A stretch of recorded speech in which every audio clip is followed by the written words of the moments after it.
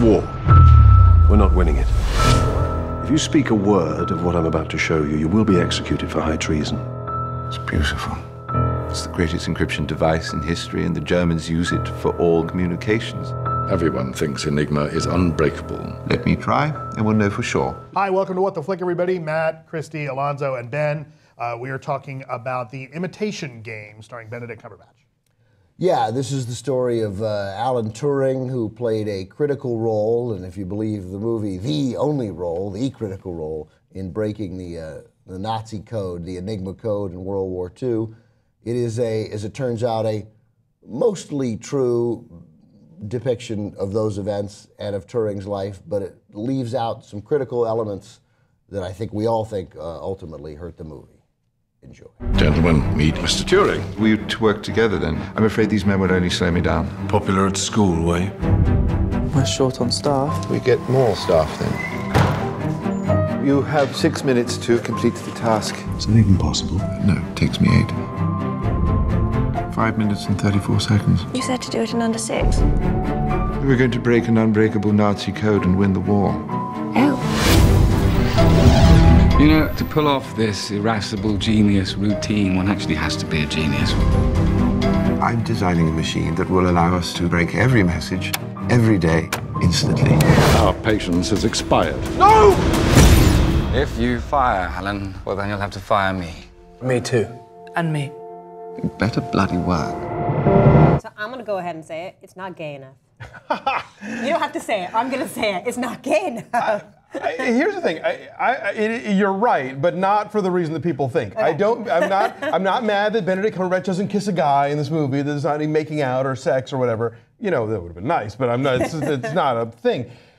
The problem with this movie is the problem that I had with The Help, which is that it is designed to make modern liberals feel like if they had been living back then, they'd have been one of the nice people and not one of the mean people, forgetting the fact that discrimination of the kind we're talking about, whether it's racism in The Help or homophobia here, where in England until the late 60s, it was illegal to be gay. Like, you didn't have to do anything, just being gay was enough to get you thrown in jail. That kind of discrimination is so endemic to society and ingrained and institutionalized that it wasn't just the mean people, like it was everybody. It was the Nick, you know, where like everyone's a racist on that show, except for the white woman who sleeps with the black guy. But you know, so the movie is so phony about its gay politics that straight people are constantly explaining to Alan Turing, you know, you need to not tell people that you're gay, or the policeman saying, oh, I can't judge you. Bullshit! If you grow up gay anywhere in any era, especially if you're in the 1940s England working on a top secret government thing, you fucking well know you're not supposed to tell anybody that you're gay. You don't need the chauffeur from Downton Abbey to explain that to you. Also, I think we're done now. Thanks for watching. Thank you. But, however, there's a lot I like about this movie. We'll get to that. 82% of all men in England basically gay. That's why it's illegal. During boarding school. Because otherwise there'd be no one What's interesting, there. and what I read along a Slate piece about what was right and what was wrong, and some of the stuff is pretty correct. They leave out his sort of partner in this at Bletchley Park, who played as critical a role in breaking the code as Turing did. And when you take sort of important historical events and mess with them, it bothers me. I'm not always bothered by it, but as a teaching tool, this is not quite right. But it's not made to be a teaching tool. I get that. Sometimes it bothers me. I have no set rule. Sometimes it bothers me more than others.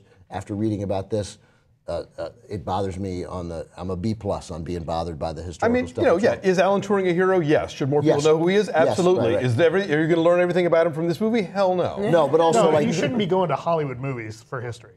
Right, but I got you. But the Poles made the computer. Like, it wasn't even Turing who made the computer. He then adapted it to help break the code with his partner. It just seems like a significant oversight. But forget all that. What's interesting is that Turing was much more open about being gay than Cumberbatch is in the movie. Like, everybody knew he was gay. Like, all the guys who worked with him, they're like, no, he was totally gay. And here in the movie, he's like sort of quiet and restrained, and is that shorthand for gay? But I thought Alonzo used a really good word, because there are parts of it, like, it's fine. It's fine. It's handsomely mounted. It is. Totally. The war stuff is interesting. Right, but it feels phony. Like Keira Knightley, who I really like and is also fine in it. I didn't believe that. I didn't believe that. And maybe it's simply that in this case, getting such a beautiful movie star was too much for working at Bletchley Park in England during the war and having her take up and pretend to be involved with this gay man who she was incredibly close to, no question. And who she knew too. And she knew too also was gay. They make her vaguely plainer, right? They try to make her even- plainer, but even still. it didn't. As much as one can with Keira Knightley. There were just a lot of moments that felt phony to me.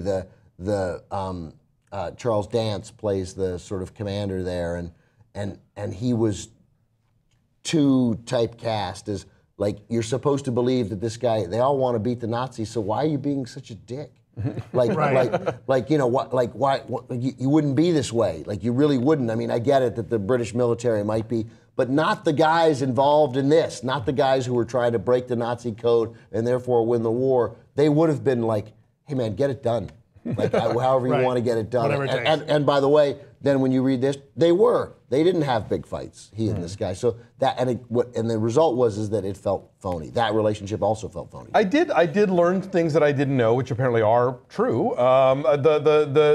The thing is, they break the Enigma code about halfway through this movie. Like that's not the big capper, because then there's a whole thing that happens after that that is a really interesting sort of weird ethical thing that I knew nothing about. Listen, and read up on Coventry. That's a terrifying story. yeah, that to me was the most interesting part of the movie. It's like, oh shit, that's okay. Yeah, I guess that's a thing that happened, and I didn't know anything about it.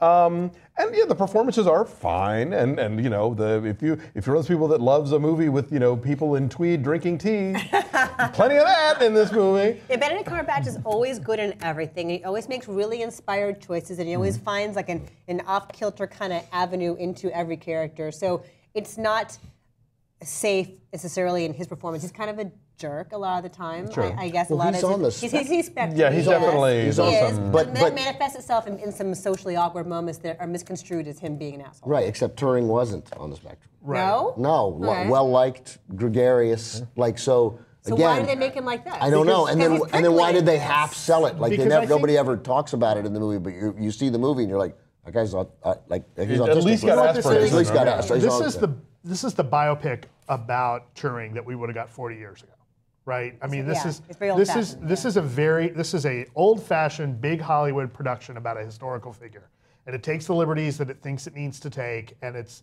kind of cliched in a lot of places, and yeah, it's reminiscent of those biographies that we used to all love that would be shown on TMC all the time. Or TCM all the time. Thank you. Same thing. Not the movie I almost said channel. no. The movie channel. I'm sorry, I almost said TMZ. TMZ. On Turner Classic Now all the we're time. gonna show you Alan Turing. But this is kind of the same thing we've seen for 40 or 50 years. Now, that being said, it kind of works. Yeah, It makes yeah, you remember, it's like, okay. sure, those big productions, those big, It's well made. It's those big studio productions that you would have seen, 40, 50 years ago. It's fine. It just doesn't sit right because it's a throwback, and it's it's kind of been there, done that. And in an era when we're seeing all these edgier, more honest films, it's kind of hard to take the back seat and be like, meh. I mean, it's kind of I think what's going to come up when we talk about Exodus next week. I Boy. was gonna say it's like Unbroken. Yeah, kind Unbroken's of. very old-fashioned too, and very Right. restrained, and very safe and feel good too. I did appreciate the casting of the sort of the constable who's the second in command of the cops, the one who's like, ugh, throw him in jail. It's played by Stephen Waddington, who played the super gay Edward II in the super gay movie of the same title by Derek Jarman, so hooray for that. Wow, you're good. There was a movie called Super Gay Edward II. Yeah, it was, he had It was a cape. on his chest. And, No, it was Edward II, super gay. Now even gayer. Baby All right, geniuses. So, Edward II, the Queen. all right. So, what are your numbers in? You're Matt Atcherty. I think you're the highest of all of us here. 6.5. It's fine. Okay, I'm saying 6. 6.3, I mean, it's handsomely done, but Yeah, bollocks. I come in at a 5.9. Yeah. I just think it missed too often, but it's that you could see it. It's okay. We're at 6.2 then, and the average is way What higher. was you didn't say your number, I don't think. I said 6. Oh, you did, okay, Yeah, sorry. so we're Yeah. 6.2. It's like up in the 80s on the tomato meter, but that's not an average. It's 80% of people going, it's all right. it's super duper awards. You know, bait. yeah, I say this has like Harvey Weinstein prestige written on every frame. This is an important film that you must see to be a decent person. That's basically what it is. Bye.